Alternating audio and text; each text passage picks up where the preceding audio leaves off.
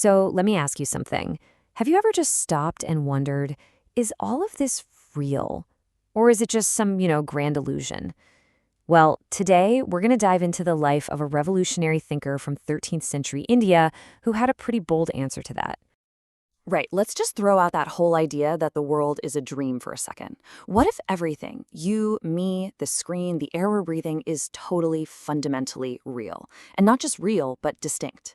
This wasn't just some passing thought. It was the central question that drove the philosopher we're talking about today, Madhvacharya. Our story kicks off not with some old, bearded philosopher, but with a young boy named Vasudeva. He was born back in 1238 AD, near Udupi, India. And right from the get-go, it was pretty clear this was no ordinary kid. Okay, so as a kid, Vasudeva was this incredible mix of brains and brawn. I mean, on one hand, he's this total scholar, just blazing through the sacred Vedas faster than anyone could believe. But on the other hand, the guy was a powerhouse. He excelled at wrestling, running, swimming, you name it. People actually started calling him Bhima, after the super strong hero from the Mahabharata. And believe me, that nickname is going to come back in a big way later. His spiritual journey was just as lightning fast. He had his sacred ceremony when he was 5, and then he made a choice it's pretty hard to wrap your head around today. At just 11 years old, he chose the path of sannyasa. He decided to renounce everything, all worldly connections, to live a life purely dedicated to spiritual seeking. And that decision was the real turning point. He officially entered the ascetic life, joining a monastery under a guru named Madhvacharya. This set him on a path that was going to shake up Hindu philosophy for good. Of course, with a new life comes a new name. He wasn't Vasudeva anymore. He became Purna Prajna, which literally means he of complete wisdom. And this wasn't just some fancy title. It was a sign of the total transformation he'd undergone and a nod to the incredible mind his gurus saw in him. His wisdom was just so obvious, so powerful, that it didn't take long for him to be named the head of the whole monastery. He was given another name then, Ananda Tirtha. And now, as a leader, he set off on a mission all across India, totally ready to challenge the big philosophical ideas of his day with his own unique vision. But here's the thing. Madhvacharya's reputation wasn't just built on winning debates. The legends say his spiritual power was shown through these incredible acts, things that just seemed to defy the laws of nature. Yeah, the stories about him are filled with these, miracles. For instance, there's a tale where he sees a thirsty pregnant woman and just taps his staff on the ground, and boom, a spring of fresh water appears. Another time, he's said to have just commanded the ocean to calm its raging waves. But the most famous one? He's on the shore, sees a ship getting absolutely hammered by a storm, and he just waves his hand and saves it, just like that. Now, the captain of that ship was, as you can imagine, incredibly grateful. He wanted to offer Madhvacharya a gift, and it was a strange one. A huge, heavy lump of gopi chandana, which is a kind of sacred clay. Madhvacharya accepted.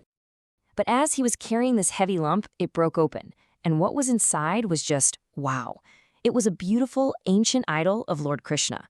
Madhvacharya had a feeling this wasn't just any statue. He believed it was the exact same idol that Krishna's wife, Rukmini, had worshipped way back in the legendary city of Dwarka. He eventually installed this idol in Udupi, and it's a major pilgrimage site even today. So you have this child prodigy, this leader, this miracle worker. How does it all tie together? Well, all these different parts of his life, his sharp intellect, his authority, and his divine experiences, all came together to form one powerful philosophy that really went against the grain. He called his philosophy Dvaita, which means dualism. Now, this was a huge deal. The popular view back then was that the universe is an illusion and that our souls are all basically just one with God. Madhvacharya came along and said, nope, completely the opposite. He argued that God, your soul, my soul, the entire universe, it's all eternally real. And, this is the key, it's all fundamentally distinct from each other. And he broke this down into what he called the 5 eternal distinctions. It's actually pretty straightforward. First, there's a real difference between God and a person's soul. Simple enough, you are not God. Second, a soul is different from matter. Third, and this one's a big deal, your soul is distinct from my soul. We aren't just drops in some cosmic ocean, we are fundamentally unique individuals. Then you've got the distinction between God and matter. And finally, even one piece of matter is distinct from another. It's a philosophy that really celebrates the reality and uniqueness of, everything. But his philosophy wasn't just some abstract mental exercise. It was a practical guide for how to live. He really emphasized bhakti, or devotion, as the main path. And this quote gets right to the heart of it all. The real spiritual work is about creating a constant, loving awareness of God in every single moment of your life. Madhvacharya's life was truly one for the books, but his impact didn't just stop when he was gone. He built institutions and left behind a ton of writings that are still influencing millions of people today.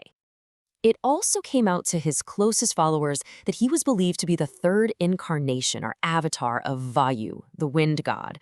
His first incarnation, Hanuman, the devoted servant of Rama. The second, Bhima, the powerful hero from the Mahabharata. Remember that nickname from his childhood? It all came full circle. This put him in a line of figures known for their incredible strength and absolute, unwavering devotion. And his physical legacy is just massive.